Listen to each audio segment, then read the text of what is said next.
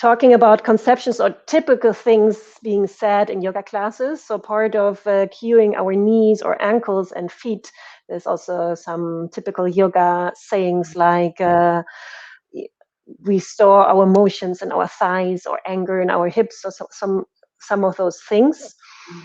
What do you say? Do I have my anger in my hips and my emotions in my thighs? How do you see the relationship in between muscles and emotions? My intention is always to have you be aware what you say and why you're saying.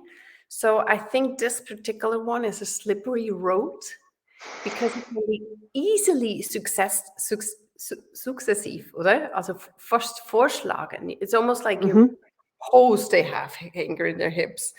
And then maybe that person even picks up, oh, maybe I have anger in my hips. But it's it's extremely generalized it's extremely generalized. What we do know is that we have, when we look at the koshas in the Vedic system, we speak of the Annamaya kosha. Okay, there's the physical manifested body. Oh yeah, there's a pranamaya kosha, the energetic body. It plays in, and we have a really good understanding as yoga teachers that the three, let's add the Manamaya kosha as well, the mental body, they're interrelated and they're connected. So yes, if I do suppress, for example, anger, it's very possible that I'm tightening subconsciously muscles somewhere. But it doesn't need to be my hip. It could be my back. It could be my jaw. So there is a relationship 100% to emotion and additional layers of our complexity. But to generalize angers in the hip and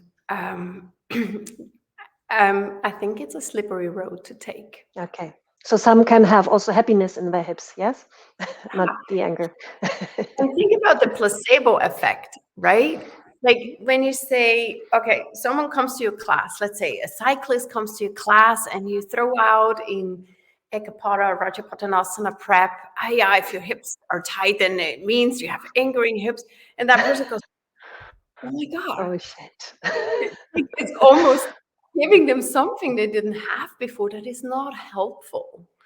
And there could be very other functional reasons why those hips are tight. Maybe that person sits 9 hours a day and then goes on the bike in more flex position and even strengthens, these structures in a flex position. Of course, when it comes to yoga, anything will feel basically tight, but that doesn't mean there's an issue with suppressing. So I'm very careful with that linkaging myself. Yeah. But I like the comparison also with the koshas, because also the koshas, they're not like really layers. And here they stop and there they begin. No, they interweave. So of course, also emotions in our body, they don't have a certain place in a box and they stay there. Yeah. It makes sense. But yeah, and as you say that, I'm like, what's actually more helpful for your students is have them figure out where they hold tensions. And that is individual.